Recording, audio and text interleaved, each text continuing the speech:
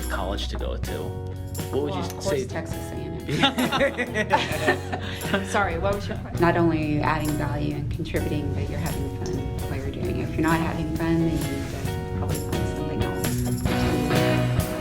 What up, peeps, and welcome to a Finance Guy podcast, a show for all genders and species about bringing some humanity and a bit of fun to the world of finance and tech, and leaving you with a little something that can help you on your way.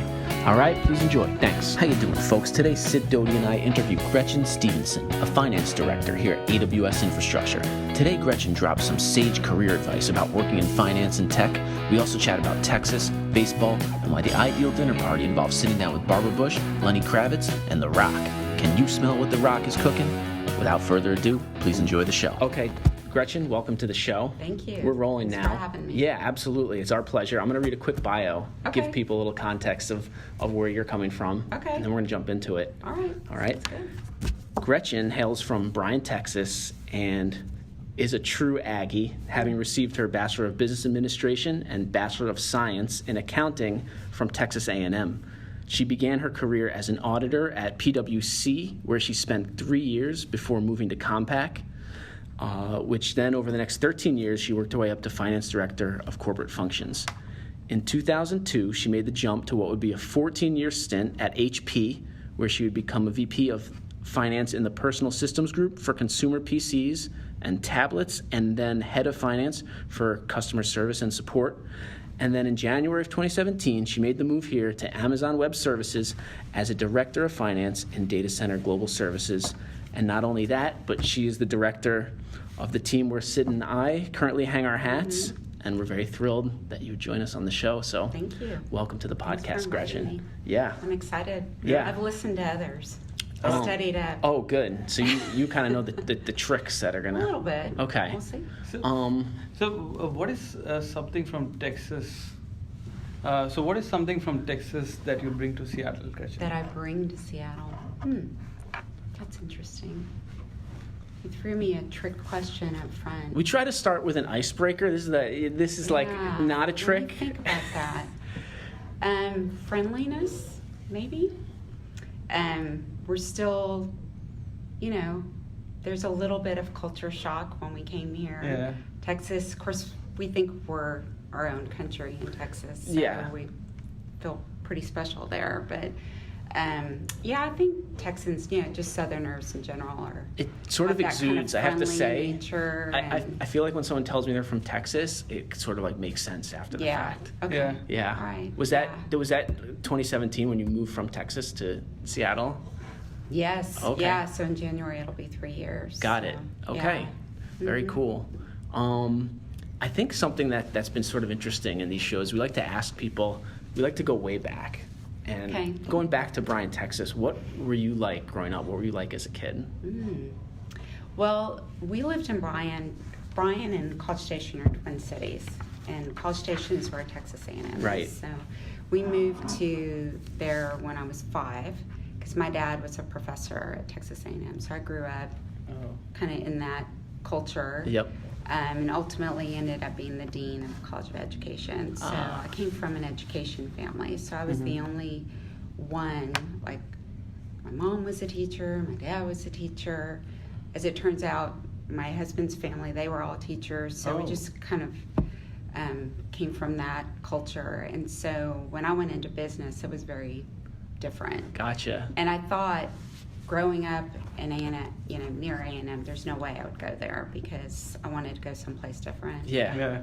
But it just kind of grows on you, and Texas A&M's also kind of like Texas has its own very strong culture. They've got huge traditions. 12-man tradition is where that originally came from, not the Seahawks. Gotcha. So it's got a very unique culture, and I just, after a while, I was like, why would I move away from here? Yeah. So, grew up in Bryan, ended up going to college there. Yeah. And then eventually moved to Houston. So did you have brothers and sisters? Or? Yeah, middle kid. Oh, okay. So okay. I'm the stable one. Gotcha. And did they go into like Texas A&M and? My younger sister, no. My older sister actually ended up being, got more of an electronics, it's more of an associate's degree as opposed to a full college degree. Yeah. So she actually worked on like circuit boards and things like that. I'm not at all like that. And then my younger sister ended up being a teacher. So, but she didn't go to A&M. She went to a different school. She went to UTSA. It's in San Antonio. Gotcha. So you went to accounting straight away. Was that always was that the right major, or did you just kind of luck into that, or? It just seemed to kind of go with, I wanted to go into business, and I liked math. Okay. And it just seemed like the obvious choice. Yeah. And it's funny because, like, I've told my oldest kid, and now my youngest one will be going to college in a year.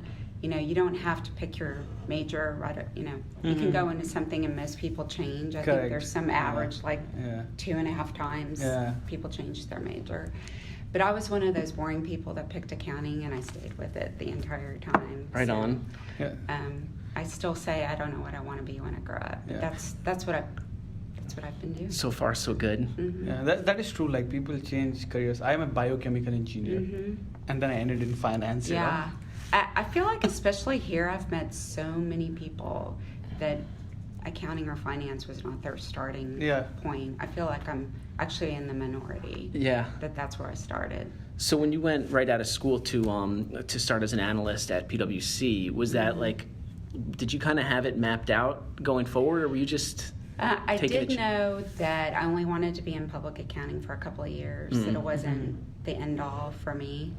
I knew it'd be a really good experience, and I'd get exposure to different industries. Yeah. So that, in and of itself, I thought I'd only stay there 2 years. I stayed 3. So stayed kind of within my plan. And then I started thinking about going to get an MBA, and actually got accepted to Cornell. Oh, good. And in the meantime, I got an offer from Compaq. Oh. Okay. And it was this new, exciting startup in the Houston area, and I, of course, was already in Houston. And I thought, well, I'll try this for a while. And then many, many, many years later, needless to say, I never went to get my MBA. You got your real life MBA. Yeah, you got many MBAs now, Yeah.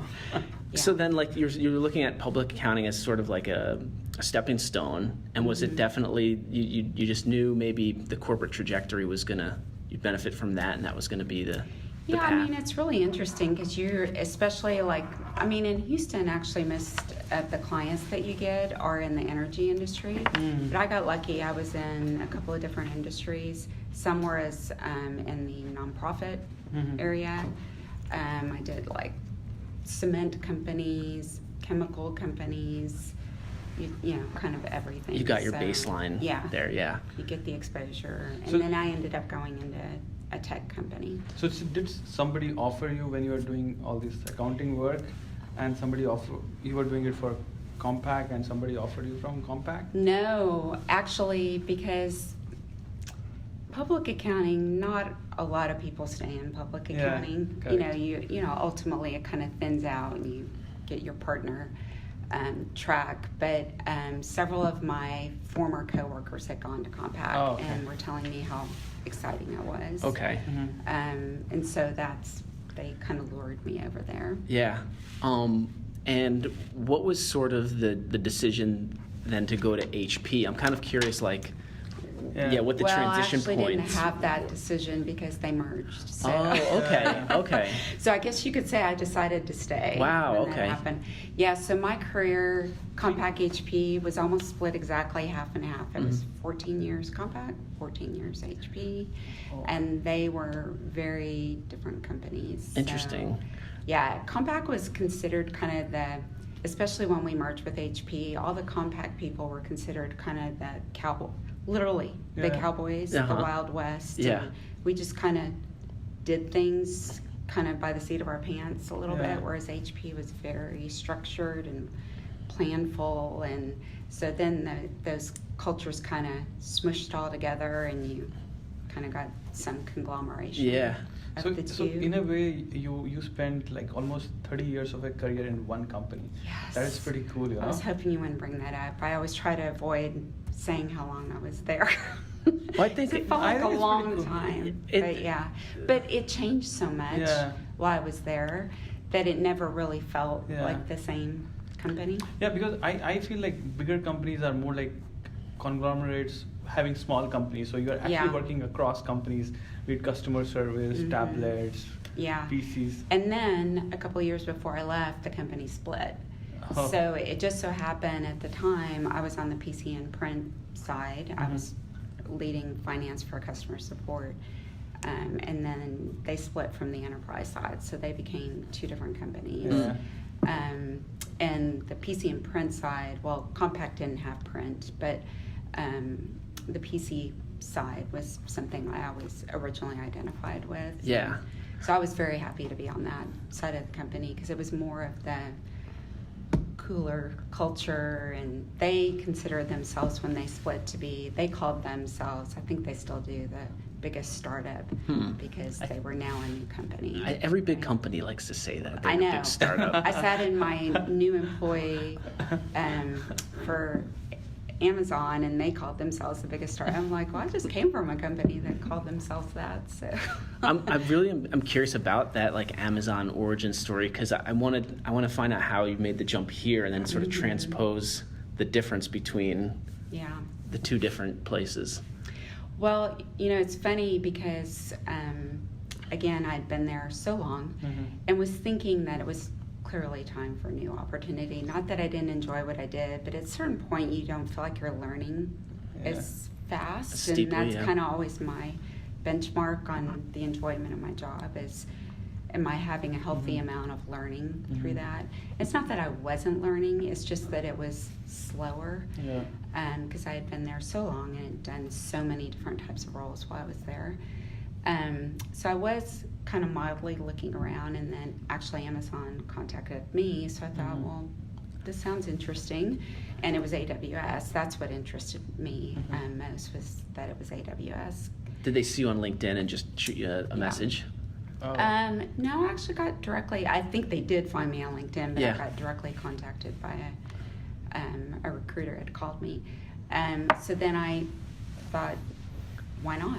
So I came out here, never been to Seattle, interviewed, and honestly I thought this was just kind of an interesting thing to come check into. Never thought in my wildest dreams I would actually entertain the thought of coming here. Yeah. Because it was going to be a big move for my family. So when I came back and talked to my husband about it, I said, this reminds me so much of when I started at Compaq, when I just loved it because it was new, it was exciting, fast growth.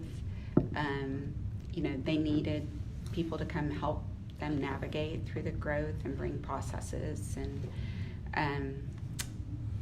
thought leadership. And so it just reminded me of probably some of the most favorite time in my career was when Compaq was so new and growing. So when did it flip from it being interesting to go check out?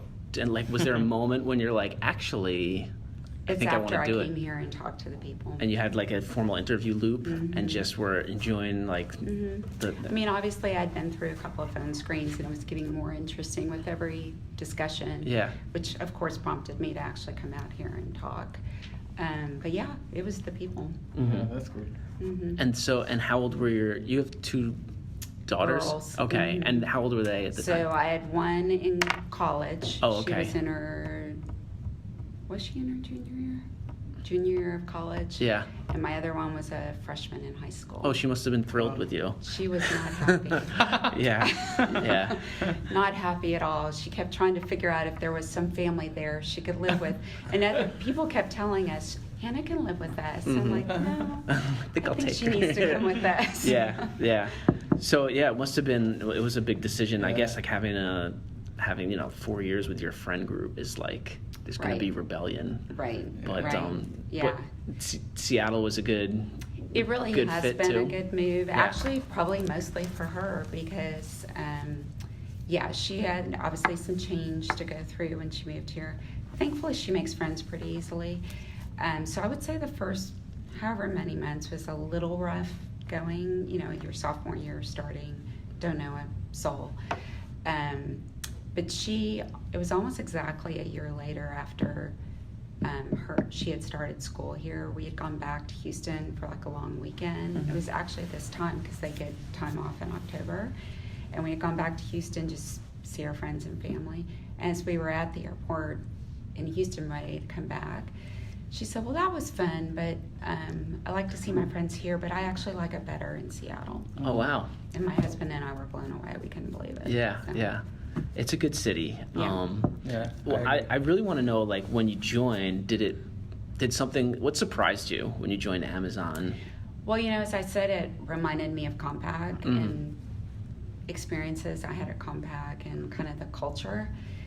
And because I had been with Compaq, had grown up, then I was with HP, what attracted me to it was some of that, obviously, growth culture. But I had kind of forgotten some of the other things that come along with it. Yeah. And, not everything is completely mapped out for you, which is a good thing, right? But I'd kind of forgotten about that because it had been a while since I'd been in that culture. Yeah.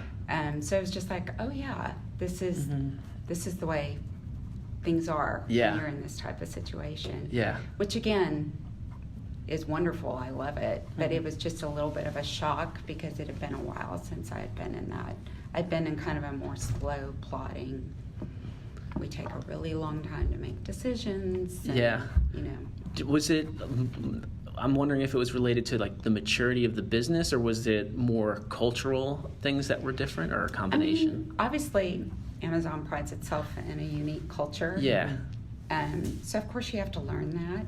And I guess what I really appreciate is the approach that they use when they do the interviewing process, is that they do interview you on The those principles, cultural correct. aspects, right? To make sure you're a good fit. It has to be good for both. And so knowing those principles and what they value really does help anchor you when you come in. Yeah. You have to learn it, especially if you've been at another company for as long as you have been. Yeah. So Let me ask, when you started, how big was your team, and how many people are on your team now? Just in the I think at the time, so I was leading FP&A and then supporting our kind of Amazon cloud business. We call it CDO. I think it was roughly 12, but it was 22, 24 when I left. Obviously, we were hiring, scaling to support the business and getting good processes and reporting in place. Then I came over into the role earlier this year, which was about 24 people, and now we've doubled. So we're over 50. And I think that, to me, that just sort of highlights, that's almost, some people who aren't used to working at another company, that's sort of business as usual here, where your scope might double in 2 years. This is like 4 times actually. Right. Is there was that kind of shocking? That your role would change so much in such a short time? That wasn't that shocking to me because that happened to me a lot at Compaq HP, which is probably part of why I stayed there so long, is because the opportunities were always there. If you were willing to roll with it and move into that next opportunity, if you were open to it, typically those opportunities were there. They started slowing down a little bit, which is also okay. That wasn't the sole determination of my satisfaction. So that, I guess, I've been around a long time. It's that part I'm kind of used to. And at Compaq/HP, I had so many different size teams. There were times when I had a team of 15. There were times I had a team of over 100. It just changes. It changes. Yeah. I wanted to dig in then, you must have developed some leadership philosophies of your own throughout that time. What would you say is generally your leadership style? Do you have I guess probably my main thing is just showing my team that I've put my trust in them and making sure that I understand kind of the world that they're living in and kind of where they're having to spend the time, where their challenges are, so that I can better support them. And then obviously, learning the business, that's critical. But in terms of my team, I just want to make sure that I've got, obviously, folks that share the same values and that they understand how dedicated I am to them and that they've got my support. So always give them the benefit of the doubt and then make sure that we're all challenging each other. Yeah. They're challenging me, I'm challenging them. Yeah. Was there any like particular influences on you as you were kind of developing your leadership acumen and experience that? I mean, I would say I had both good and bad examples, and you learn from both. Yeah. My very first manager at Compaq, she probably similar leadership style to what I had, and you don't always want to be working with someone who has the exact same one. But, you know, obviously that's a good way to kind of learn and hone your own skills, especially if that's an approach that you value. There were times when I had, you know, a VP that I reported to that I didn't always necessarily appreciate his style. But in some ways that shows you how not to do things. Yeah. And, you know, I was always honest with them if I felt like, you know, What were some things weren't working Yeah. and the impact on the team. Are there any examples like that, like what didn't really jive with you that stuck out? I think,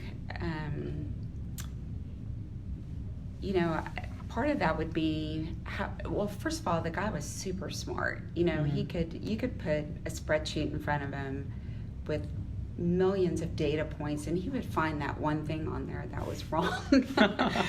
But then he would just start, you know, pounding us like, okay, let's accept that we need to fix that. You know, we're, you know, recognizing that we're not all perfect here, and you know, let's then better focus on the rest of the body of work that's been done, so that we can, you know, take from that what we can. Yeah.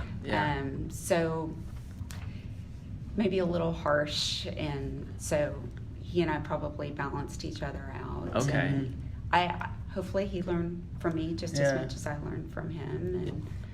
And Are there So on that, go ahead. I want to ask, you know, like, Gretchen, why are you so cool? why am I so cool? You are. You're actually cool. You know? Yeah, okay. You have this like Texas kind of like Yeah. easygoing. Like it actually it makes a nice environment to feel like you can take a risk. Well, I mean, I want to be real. Obviously, I want to be approachable. Obviously, that's not, to me, we're all here to get a job done and hopefully have fun while we're doing it. I agree. Otherwise, completely. why come to work, right? 100%. So that's kind of my approach. But there's so many different styles that work, and my style doesn't always work in every situation. So I recognize that, and I think we all bring different skills to the table. So that's why I always like to make sure we've got a good mix of styles, and that we value and benefit from everybody's style, because if we're all trying to be like each other, that's not going to work. Yeah. You know, it's just not a diverse team, and I don't just mean, you know, male and female or different, you know, backgrounds, literally styles in terms of how to get things done. Because we all, you know, there's you know, obviously different ways to what skin a cat or whatever. You can get it done different ways, and there's no perfect way. So I try to recognize and, you know, because I feel like we have constant opportunities to learn from each other. Yeah, it's a great message. I'm actually really glad that you're on, because I think a lot of people don't know that their leaders appreciate their uniqueness, and they think that there's a certain mold that they need to fit. Is there anything that, like, now that your team's 50 people or so, that you wish you could kind of like tell people more and like give them like some guidance on, you know, if they're starting out as an analyst? Is there any kind of words that you could give them that might, you know? I mean, I feel like one of the things that I have to actually constantly remind myself is, and I try to observe our leaders when I'm doing this, is there's no way you're going to know everything. So feel very comfortable asking questions, and I think that's part of what I like about the Amazon culture, is it really does embrace the whole learn and be curious. And, you know, yes, there's an expectation that you've done your homework and that you've, you know, really gone into the details. But I very much appreciate watching our leaders and how they absorb information and help make decisions. They really do ask great questions, and we need to feel comfortable asking questions. And I have to sometimes remind myself of that I can't walk in and be expected to know absolutely everything that I've read or that's being presented in front of me. That you just have to continue to question. That's the only way you're gonna Yeah. learn it, provide value, and quite often, I think I found asking simple questions, and I actually tell my kids this too in school. Of course, one of them's out of school now, but don't be afraid to ask the question, because more than likely there's someone else in the classroom that didn't understand it, and they will benefit from hearing the answer to that question. Yeah, I think that to that point too, like asking a question is actually adding value. It's not taking away time from the meeting. Exactly. It's sometimes the naive question is just what you need. So I think that's actually a great message for people to hear too, because it's intimidating. It if is you're starting intimidating. Yeah. And I've always felt that if you're not able to, if somebody's presenting and the leader is asking a question, and if you're not able to present a answer to that or a logical, I think you have not done quite amount of research, So I think that's a valid point of asking questions. Try to think about what those questions might Could be, Yeah. preempting those questions. Yeah, it's almost like the answers are the easy part, right? And the question, the right question is kind of the pre-work. It really is. Yeah. Probably some of my biggest regrets of going to a meeting and then later going, why didn't I ask that question? Yeah. So. Is there anything like looking back at your own career that you wish you could like kind of tell yourself starting out, something you learned that would have been useful when you were just maybe starting out at a college? That's a good question. Well, I think one thing I've always tried to have the philosophy as I've looked at opportunities is to make sure that I've got a good balance. And that's kind of what I looked at when I came into AWS, is a good balance of what do I bring to the table versus what can I learn. I don't want to be over-indexed on either one, because if you bring just everything to the table, you're going to get bored pretty quickly. And making sure that I've got a good mixture of that. And it took me a while to figure that out. When I was at Compaq and they were like, okay, I hired you for this. 9 months later, now we want you to do this. I'm like, great, would go off in that direction. And I was always open to that next opportunity. But at some point, I had to get smarter about how I was making those career decisions. And that's, obviously, as I've gotten older, I've finally learned to make sure that I really keep that balanced approach on it. So when I moved out of my FP&A role, well, one thing, I was actually very excited about coming into an FP&A role here, which not everybody thinks that's the greatest thing to do, but I feel like it's one of the best ways to learn things about a company is coming into FP&A, because you get that broad exposure to everything. And you may not go as deep into areas, but you get to see everything. And I felt like that gave me a great grounding to go into my next role, because I had that broader view already. And then now I got to go deeper in a couple of different areas. And now I'm broadening a little bit more. And just like for context, it was sort of, you went from FP&A to now the strategic expansion side, and now that's expanding into all of our data center infrastructure. Are you finding that there's any principles that, like we have these leadership principles, the asking questions, the culture, is there anything that you find that is not codified in the leadership principles that you think is really super helpful, like a missing leadership principle that comes to mind? I'll have to think about that one. Nothing's immediately coming to mind, but I guess it's embedded throughout our principles, is the whole, it's always day one here. And that actually was one of the most attractive features that brought me here. And the reason why is, again, I keep bringing back, I left public accounting, I went into this truly was a startup company, and that was very successful. But over time, the industry became very commoditized, and I don't think we were nimble enough and reacted quickly enough, and it became this kind of slower situation where we're always trying to figure out how to cut costs, and industries go through cycles, that makes sense. But what I really like about the whole day one mentality is you're always thinking about that, always thinking ahead, and not trying to settle into that big corporate culture Yeah. approach. Yeah. And I wanted to get away from that because I felt like that's a lot of what was kind of basically contributing to my dissatisfaction. In my previous role, again, I worked with a lot of great people, loved being there for the many years that I was, but it was that kind of cultural shift that had happened that was probably the most big dissatisfier for me. And so the fact that Amazon and of course AWS really embraces that day one mentality is super important to me. Yeah. Let me ask you something that maybe we'll change tacks slightly I'll here. ask a question. Oh yeah, Okay. go ahead. I've always felt that like failure is a stepping stone to success. Mm-hmm. So is there an example that you have for our audience that when you failed at something?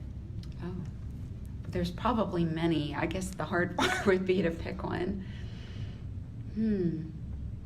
Gosh. You guys are throwing me a little bit here. I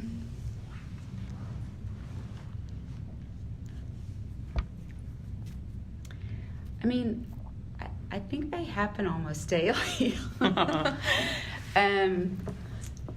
Where, I can think of many cases where maybe just in FP&A when we were trying different ways to get better at providing analytics and reporting, as we were building up that team, that we probably had many missteps, and they were not demoralizing, but kind of set you back on your feet a little bit.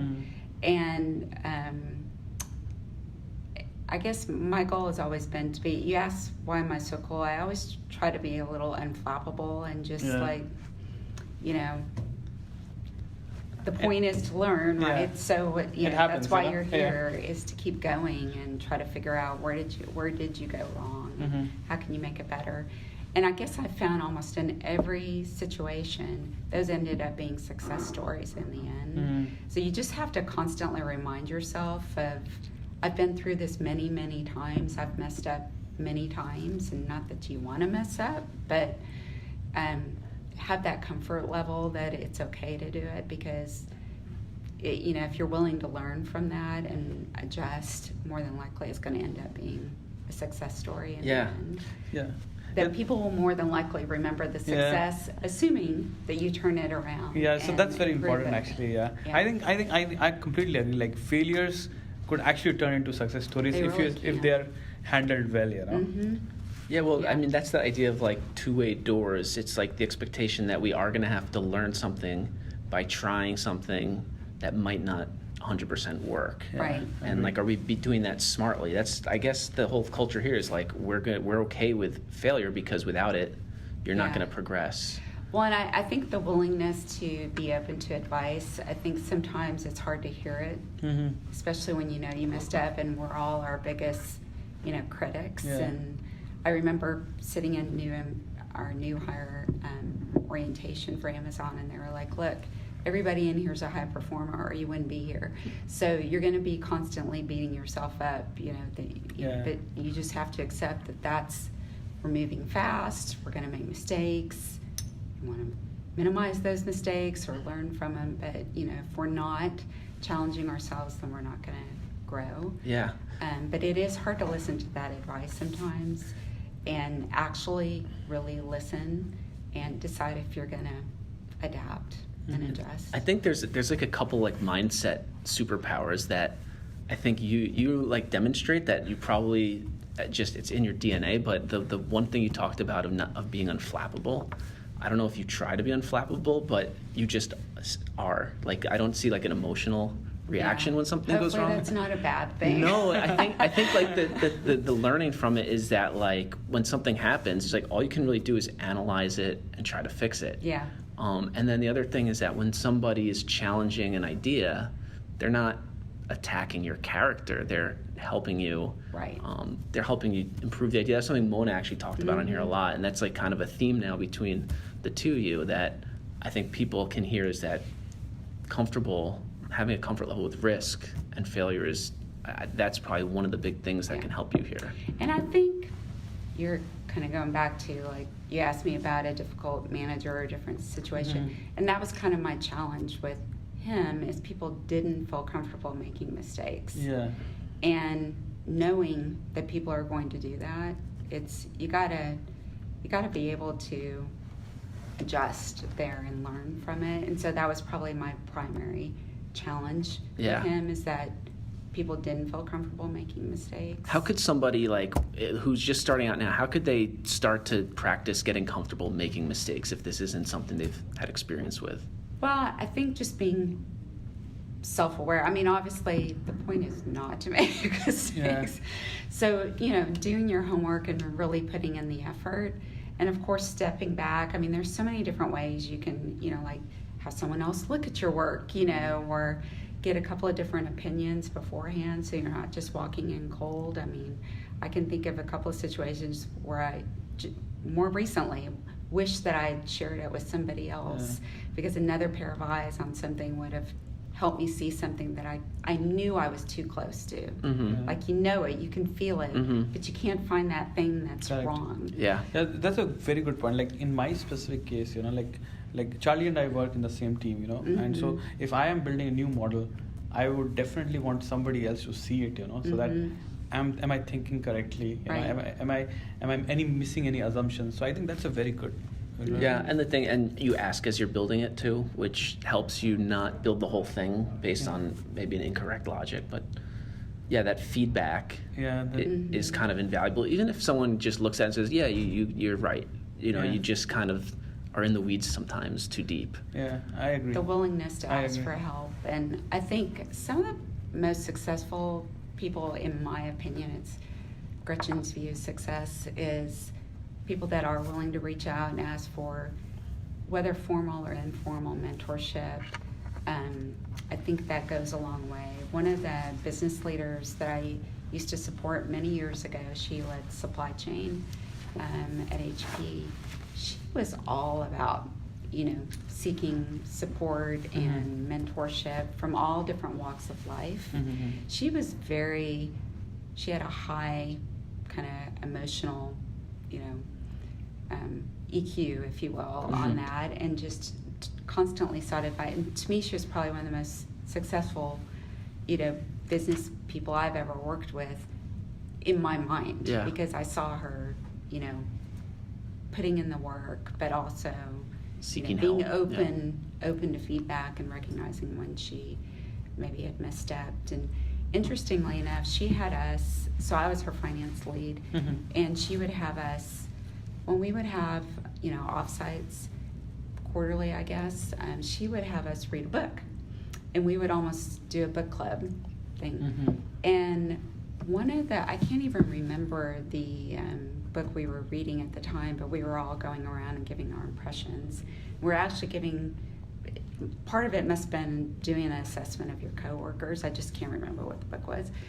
And what her operations lead had said about me, that I was, kind of a cool cucumber. What you guys had said. Yeah. And she said, and that bothers me sometimes. And I was like, well, what? So it was interesting feedback. And she said, because sometimes I'm upset about something and I want you to be upset with me. And I was like, oh, okay. Interesting. I'm like, that's interesting feedback. I thought the fact that I was being calm about it was helpful to you, whereas you wanted somebody to be upset with you. Yeah. So I was like, okay. Interesting, good to know. Yeah. I always thought being calm in a situation was a good thing. Yeah. But apparently it's not always in everybody's book. In the morning, I was telling Charlie, like about this, when we were discussing about this podcast, I was saying like, I would bring that point that, Gretchen demeanor is like cool as a cucumber, So did that change kind of how you interacted in the future with her? Yeah, it just made me a little more aware of when somebody's like upset, maybe they want you to match it a be little upset. or something. So I almost go the opposite direction. If somebody's like way up here, I almost like go the other direction to try to balance it. Yeah. But then I realized that wasn't always helpful to somebody. I thought it was helping them. So, and yet the business leader, she was like, well, I like it because I'm sitting in a meeting and I can see somebody going off the rails, and I know Gretchen's in a very calm fashion, going to call them out on it. And like, you can't please everybody, you know. Yeah, I know. So some people like it, some people don't. I don't know. It's okay. Yeah. Everybody's not going to like the way you do Everyone's going to things. have a different need and a different way of approaching it. Let's ask something a little bit Cool. different about what do you do for fun outside of work? What do I do outside of work? Well, we've been changing up our lifestyle a little bit since we've been here. You would never consider us to be outdoorsy people. I mean, we were more water people because in Texas it's hot, so you go seek things. You know, we had a pool, we go water skiing, or you know, anything. We scuba divers, that type of stuff. But here, water's too cold for me. So we've been learning to go outside and accept the wonderful beauty that's around us. And Well, I say there's no bad weather, just a bad jacket. yeah, that's yeah. I mean, and the rain doesn't bother me. It rains a lot in Houston too, so that doesn't bother me. In fact, it rains less here. No kidding. But and you know, I still love all my Texas sports teams. So right now, I'm very into the Astros. Oh, okay. Yeah. They won last night. Okay, I'm not following, but Yes. that's good to know. Tomorrow starts the American League Championship Ah, with the Yankees. And I'm still very much an Aggie at heart. They play Alabama tomorrow, so it's watching sports right now. very cool. But- Well, this is a good sports city, and I mean, the thing you might have picked up on this that's funny about Seattle is there's no like everyone rallies around one team. Whereas like Texas, it'll depend on what corner of the state you're from, and New York, there's always Civil War and. Yeah, don't ask me. Don't support any Dallas teams. It's Houston all the way. Got it. Yeah. How do you consume like outside of work? Like, how do you consume new information when you're not watching sports? Do you read or documentaries or movies, or do you have or just talking or? Well, it's boring to say, but I probably spend way too much time watching HGTV. I'm pretty obsessed with. That kind of gives me a little bit of a creative outlet. Yeah. Because, you know, you can't really be creative here. HGTV is like the house flipping and all those things. Well, I do like that. Yeah, even I love decorating that. and yes, the renovation and all that kind of stuff. And since we moved here, we've been doing stuff to our house. So when that's done, I don't know. I'll have to find something else. That's always a fun project. So are you a builder in the sense?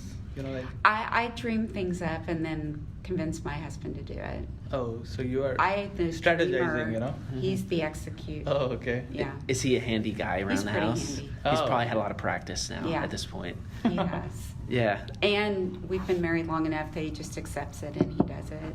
You know, he doesn't question me on paint colors or anything anymore. He used to drive. He knows that you're right. Yeah. If you could have dinner with any three people in all of history, who would they be?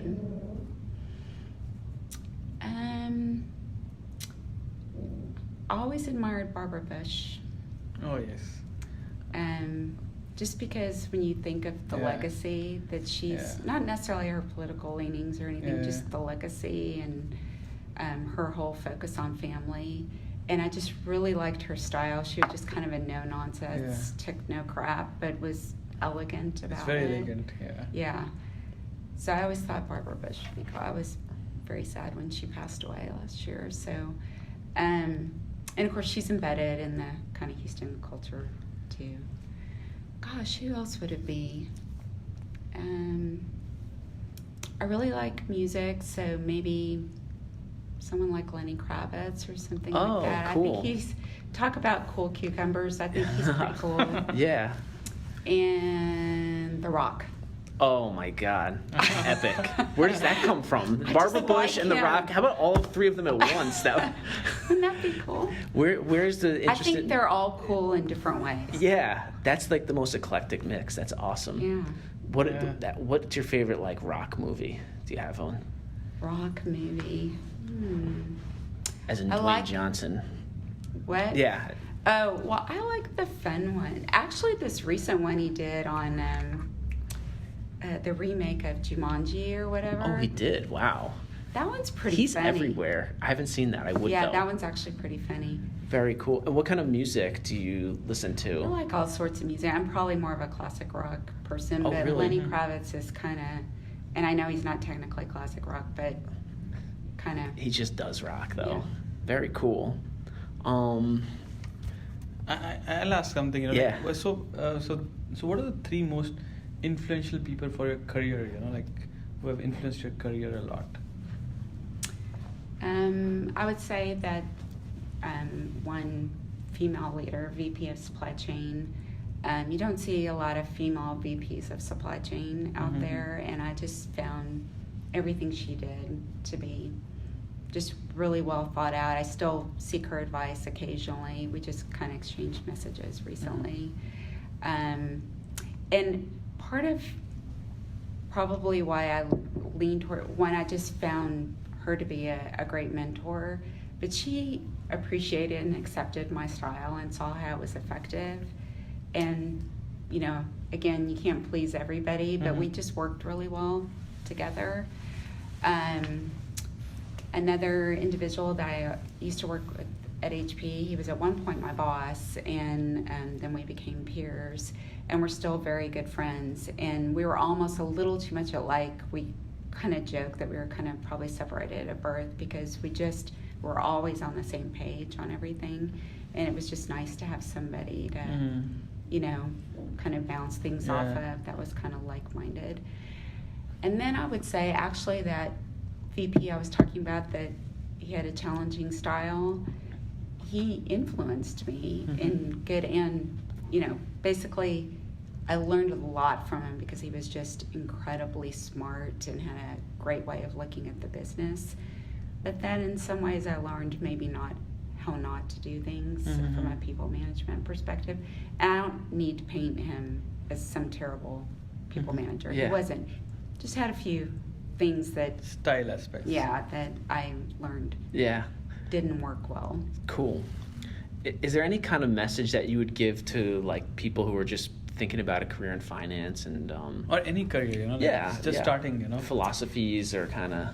Well, I think the thing I really like about being in finance, again, it's kind of what I explained a little bit with FP&A, is you really do get exposure to a lot of aspects of the business. And I like being that partner with the business teams, bringing that expertise, but also getting to weigh in on business issues. So you get that finance part that you enjoy, but then on top of that, you get to interact with the business, and they actually really want your input and advice, which is, I had that at Compaq and HP, and that was very important to me that I was coming to a company that valued that, because not all companies do. Yeah. And so that was probably one of the most critical pieces of information I was trying to get when I interviewed at Amazon, is that finance was viewed as a partner at the table, involved in decisions. And that's absolutely true here. So I think that's probably, other than if you enjoy doing, financial analytics, that's like the best part. And then on top of that, you get to help influence a business. And what about if someone, maybe finance isn't their thing, and they're thinking about what college to go to? What would you of course, say? Texas A&M. Sorry, what was your question? I was just what would you say to them just about after they go to Texas A&M? How should they approach? What's a good way to approach kind of life and the journey? Life philosophy maybe. Yeah, I mean, if you think about it, if you really go off and study a lot of successful people, and everybody have different definitions of success. I mean, you're never. I know I was joking, but I still say I don't know what I want to be when I grow up, because I'm not sure this is it yet, And so I just kind of being open to the fact that there could be very new and different opportunities. I'm constantly intrigued about talking to people who do something different than what I do, and how they got there. How did they end up doing that? And why didn't I see that as a career path, So I just, different exposures that people have and how they end up where they end up. I just find that super interesting.